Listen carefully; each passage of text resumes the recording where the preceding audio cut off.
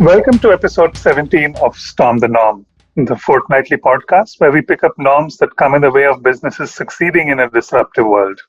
I'm Narayan. And I'm Anisha Motwani. And today, Narayan, before we proceed further, I want to share an exciting new update with our audience. Starting with this episode, we are proud to announce our association with one of the leading consulting companies in the world, GT, Grant Thornton. Going forward, Storm the Norm will be powered by insights from GT Bharat and the rich and varied perspectives they bring to the table from the world of business. And let me tell you, this is a wide ranging partnership that's going to extend into many other areas as we go forward. And to seal this partnership, we have the CEO of GT Bharat as our special guest in this episode, but more on him later. On to today's episode now. Anisha, I'm mindful of the fact that the norm we've picked to storm today is a much discussed one. But like many taken for granted norms, I believe it's time we took a closer look at it and unearthed not just what's behind it, but also what it takes to find success in this context. We're talking, of course, of challenger brands, but also specifically this particular norm about challenger brands that they have to swim considerably more vigorously than the brand leader just to remain in the same place. You know what my biggest peeve is? That many brands seem to think that merely not by being the leader is a sufficient ground for being a challenger. By that logic, all followers should qualify as challengers, isn't it? So, what aspects about the challenger brands do you see as being taken for granted? Let me hear you first. You have a way of being so direct, Anisha. I'm going to use a couple of anecdotes to make my points. Malcolm Gladwell has written an entire book about it, where he busts many myths that merely being David, i.e., a smaller underdog, is sufficient to beat a larger Goliath. And the most fundamental of those myths is the role of circumstances. Now, Goliath, being an unusually large person, would likely have had some traits of gigantism, including short-sightedness and slow movement. Add to that the fact that their combat was not at close quarters or hand-to-hand, and you see how lucky David's skill with the slingshot was in the circumstances. So the first myth surrounding challenger brands is that being the underdog is a sufficient and sometimes necessary condition. Now here's an additional example. Pepsi has always been seen as the quintessential underdog to Coke, right? But did you know that PepsiCo's revenues are double that of the Coca-Cola companies? As of 2019, PepsiCo stood at $67 billion, while Coke was at $32 billion. Who exactly is the underdog here? Absolutely.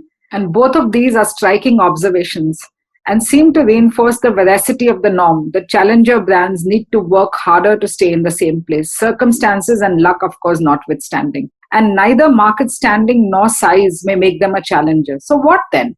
I don't think I've used cricket as an analogical tool so far in our episodes, but I think it's probably pretty apt here. It's tempting. The 1983 men's Indian cricket team was the classical underdog that came from nowhere to dethrone and until then invincible West Indies. But I have another team in mind when it comes to satisfying multiple conditions of being a true challenger. And that's the Sri Lankan cricket team of the 1996 Cricket World Cup. They were a decided underdog, a much, much smaller as a cricketing nation, and in the midst of the worst days of the Civil War. And they definitely did not stay in the same place at the end of the tournament. So we all know that meaningful challenges can strengthen and give people's lives such a powerful purpose that can act like a propeller. And your example just bears that out. Also, picking up the thread between the various examples you've cited, Narayan, what is amply clear is that it's high time this norm was stormed, isn't it? Exactly. I guess we'll find out if we should have let this sleeping dog lie or it's worth waking it up. I think it's worth it. Okay, we'll go with that for now. We do have an expert, as always, to shed light on it first, and I referred to him at the beginning. As always, this is an expert who brings his lived insights and lived experience with him on what it takes to be a challenger brand and not end up in the same place after expending all that effort. But let's see if he's up to that challenge. Please welcome Mr. Vishesh Chandiok, CEO of GT Bharat. Vishesh is a 15-plus year veteran of GT organization, having held global roles and pioneering many practices that have been adopted across the organization worldwide, including helping define the brand's promise of an instinct for growth. Vishesh is a voracious reader and clearly has an instinct for taking up new challenges all the time. We're delighted to have Vishesh with us to unpack and storm the norm around challenger brands today. Thank you, Vishesh, for joining us. And we are delighted to have you not just as a guest, but as a partner in this episode. Yeah, thank you, Narayan, and thank you, Anisha. I think, for a firm that has always stood to challenge the status quo, as what we call status go at Grant Thornton, nothing could be more appropriate than partnering with people who want to storm the norm or storm norms generally. So absolutely delighted that we're doing this together. Great to be here with both of you today. I guess going back to Narayan's question, that challenger brands have to swim considerably more vigorously than the leader to stay in the same place. I obviously partly agree and partly obviously vigorously disagree. Definitely challenger brands have to swim considerably harder, but it's definitely not to stay in the same place. If anything, it's the incumbents who feel or would feel that they are really on a treadmill staying on the same place. Challenger brands are the ones who are gaining that ground over the incumbents. So therefore, I agree with the first part. Yes, you have to swim considerably harder, no question about that. And you ought to be willing to do that if you want to challenge anything, challenge any norm. But you're definitely making much more progress quicker in a challenger than you would as an incumbent. It certainly feels that way. Yeah, no, I was just going to pursue one of the things, Vishesh, that you said, and I love that you, right out of the gate, you've challenged the norm itself as a challenger. I guess my follow-up was actually going to be, is it because the challenger is a couple of paces behind the leader? Is that why there is room for forward movement, or it's irrespective of where the brand leader is? I think the brand leader, category leader, territory leader, has established a certain size scale. For anybody else who wants to play in that space, there would always be distance to catch. You don't have to do exactly the same thing in order to catch that. In fact, if you were to do exactly the same thing, you would most likely never catch that brand leader. Yeah, and in many ways, then that's not storming the norm. You would just follow the norm if you were to do the same thing. At the same time, I'm a fan of copying. I think there's nothing wrong with copying. People, hesitate that, okay, there is a very big player in a space. But look at Uber and Lyft, right? Uber is a very big scaled up player now, a startup in itself in some ways. But there's the opportunity for Lyft and there's the opportunity for Ola within that same marketplace. I think the same opportunity exists even in complex spaces like airlines, right? We have a big scaled up airline, Indigo, really successful. India could probably have two other such airlines. And there is a playbook out there on how to create a successful airline that at least Indigo and SpiceJet have shown in different ways. There's no reason why a challenger brand could not come up and copy some of the things they've done. But they can't copy everything and still be successful. So you're referring to getting creative with copying, because if you just copy, then you are the Me Too, and you would always struggle to get a little bit of the space where they already have a dominant share. So creative copying is you're giving a license for that, and that's something the challenger brands can do, is what you're saying. Absolutely, absolutely, and I think so. Size and scale does matter, and at the same time, you always have to know beyond that certain size. Size is absolutely irrelevant. You look at that airline space again that I just quoted. When Virgin entered the market, British Airways was a certain massive size. They came and changed the game. That your journey actually begins at home. It doesn't begin when you just arrive at the airport. And they changed that entire customer experience. I don't think anybody asks today how many planes does British Airways have or what revenues they have versus Virgin before deciding which one they want to fly. People fly one or the other based on first availability and second the experience. So in your space, Vishesh, you are a challenger brand taking on what we call in India the big four. The market is dominated. They're almost like the big four, and there are others. So what is it that you are doing differently? Yeah, so I've always considered the so-called big four tag a fallacy in itself. That we just seem to assume without questioning or understanding what is this big four. It's a tag that was relevant at a different time in a different business in a different market. All the four firms aren't global partnerships, but independent country by country, so-called member firms, right? In each country, which is the same for us and others in the marketplace. It used to be big, 12, became 8, 6, 5, now 4. And I would hesitate to say it is a dying breed. Therefore, anything that goes down that clip would be a dying breed just by that number, right? You can see that. Certainly, the so-called big four still dominate the listed company market in some Western markets, but that's not the position in China. That was never the position in India. And to whatever extent it is gravitating towards that in India is only because of this, misimpression that big equals quality. Of course, individually, each of those firms are credible, capable in audit and beyond. But there are many others who are equally capable of it, if not more. And even in terms of size, let me challenge another norm. In India, for example, our affiliate is now the 4th largest audit firm by market cap audited, by revenues audited, by audit fees, for NSE listed companies. So are we the, Indian Big Four? Therefore, I believe one needs to see the position and capability in each area of practice in the local market versus just assume, that the big are capable for all things and in all markets. Which actually is a good segue, if I may jump into the second question. I'm going to use a cliche over here, which we're all familiar with. I think the foremost advantage that a challenger usually has is that it's not about the size of the dog in the fight; it's about the size of the fight in the dog, right? And coupled with that is the advantage of agility and speed that a challenger has versus at least the stereotype of a lumbering, slow-moving market leader, if you will, right?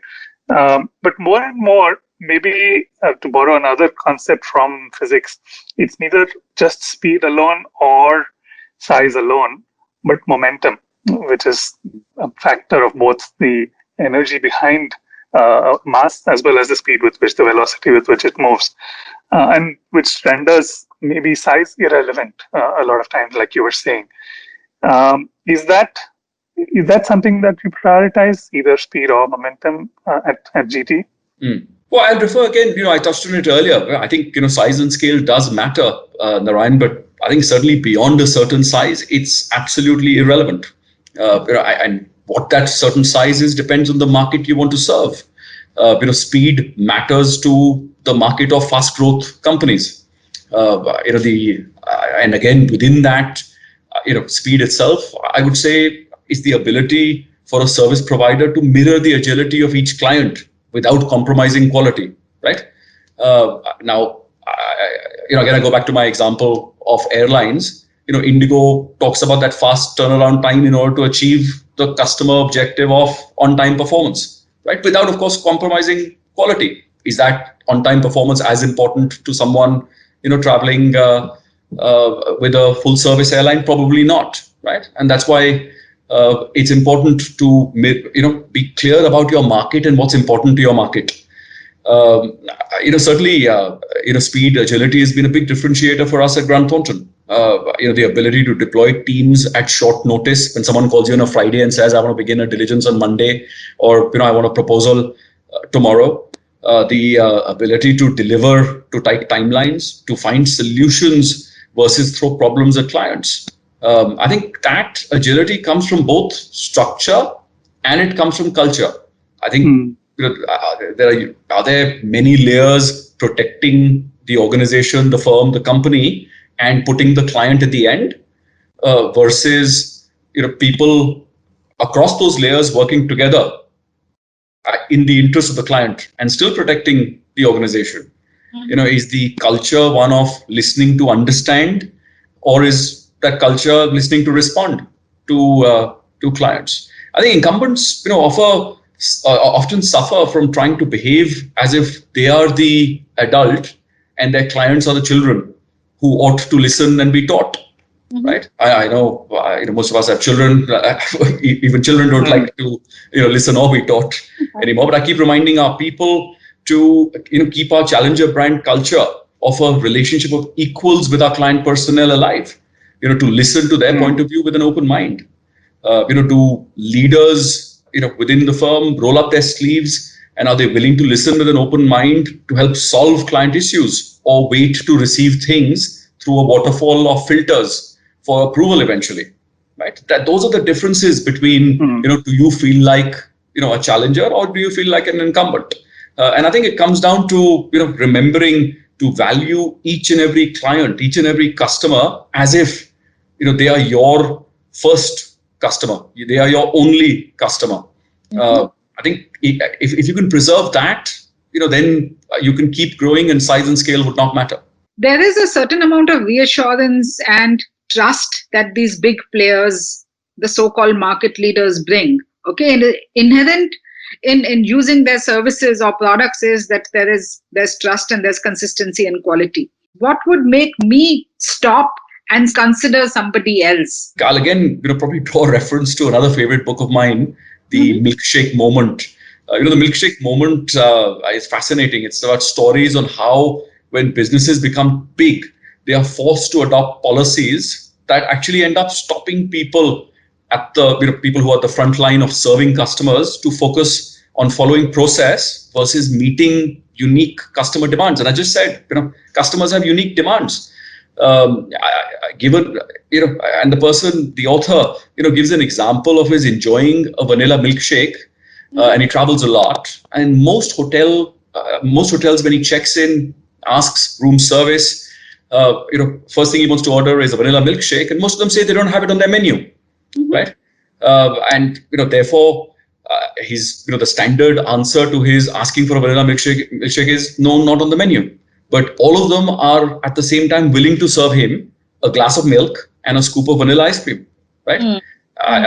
Once he asks for that. And therefore, if only our people were taught not to say things are not possible, but let me check what I can do. Vishesh, one last one from my side, your future aspiration, brand leader or brand challenger, and why? I much prefer the place as an underdog in each fight versus the incumbent and believing you're destined to win. Even if, we are the favorite and the stronger one, which is now often the case. That really stops us from taking things for granted and becoming complacent. Being comfortable with losing, should not be a problem, and I believe is not a problem. And I've, at the same time, never believed that we ought to win everything at any cost. At the same time, one has to have the culture to learn from every loss, so that we don't keep making the same mistakes, as cliched as that may be. So I'm very comfortable, always having that challenger brand attitude, irrespective of now becoming a leader, if not the leader, in many areas of practice. Yeah, absolutely. Lots to chew on, Vishesh. I think you just stormed this norm so well, and I'm delighted to have you with us. And thank you once again for sparing time and doing this. Thank you, Anisha. Thank you, Narayan. It was a pleasure.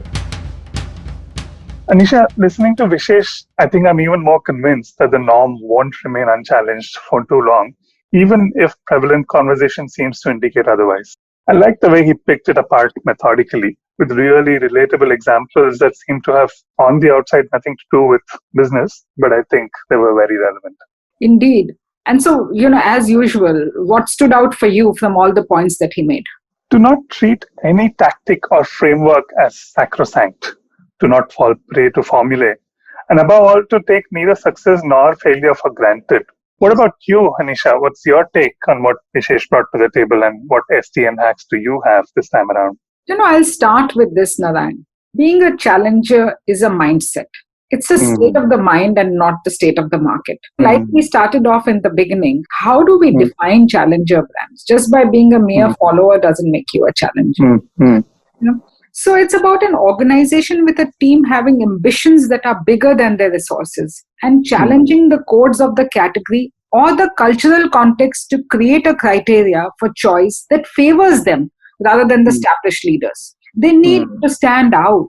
I'm going to break the flow a little bit, but thank you so much for reiterating that. I think it bears repeating multiple times. But how do you use that as a base for STN hacks? We've always been giving hacks to businesses and telling them that you can storm this norm too. If you are a challenger brand, this is what you need to do to be able to succeed. And in that spirit, the first one for me on this particular norm is about creativity of innocence. Hmm. The very first foundation of challenge is not experience but innocence, the ability to step back and question all the old assumptions afresh. Challenge them, in fact, and see which can really withstand the inquisition. To counter the reassurance and trust enjoyed by market leaders, they need more influential currency of curiosity, desire, re-evaluation, isn't it? Hmm. In fact, one of the other things that you can do is zero in on the benchmark leader or the leaders that you want to question and take out the individual elements of what the leader represents. Because there is a certain reason why people prefer them, and it's out there in public domain. So if you can focus on what you would like to challenge and use it as a blueprint to define your own unique identity. So in many ways, the Pepsi and Coke example that you shared bears this out, or even the Virgin Atlantic example from Vishesh.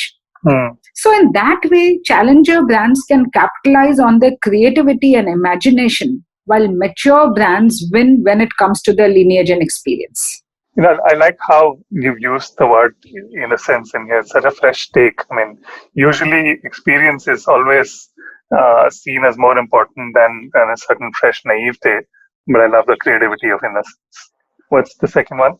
The second one is about the power of reframing. Okay, the challenger brands have the luxury of looking at the category with a completely new lens and reframing the problem that they're trying to solve. Being able to question and shift your frame of reference is an important key to enhancing your imagination because it reveals completely different insight. It takes effort, it takes attention and practice, but it enables you to widen your horizon and create a completely different identity for yourself. It reminds me of a very famous study in 1960. I don't know if you recall, the psychologist Walter Mischel. He put 4 to 6-year-old children alone in a room with a marshmallow. And before he left the room, he would tell them that they can eat it now, or if they waited for a few minutes, he'll come back and give them 2. So what do you expect? Kids being 4 to 6 years, they would usually just end up eating the one that they had in hand. Sometimes later, Michel tried out another experiment and he said that one way to resist the marshmallow now and get 2 later is to pretend that the marshmallow wasn't there.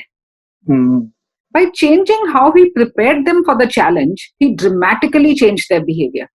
Now, children could now wait for almost 15 minutes without eating the marshmallow because they had changed the context. They imagined that the marshmallow does not exist in the room. So what Michel's study actually shows is our success depends on how we choose to see our environment. The real finding of this test is how flexible people are and how easily changed if they simply just reinterpret the way they frame the situation around them. Beautiful example of reframing.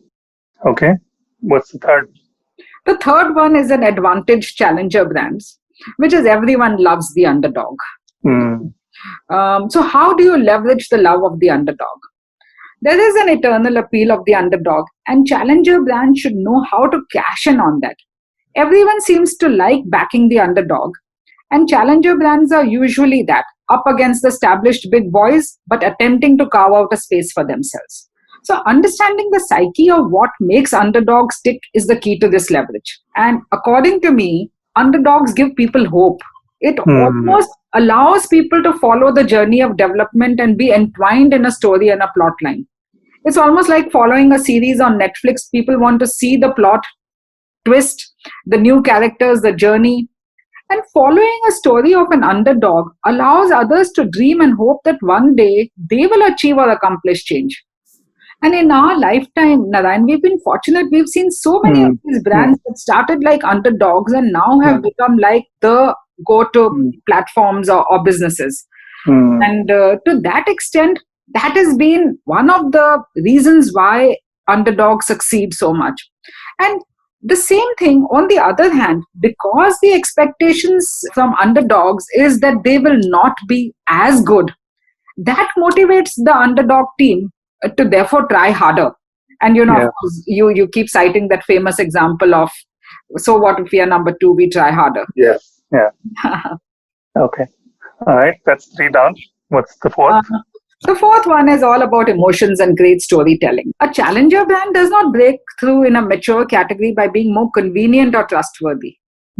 It succeeds because it offers the consumer an emotional reward or a relationship that the established brand cannot match with great storytelling. Yep.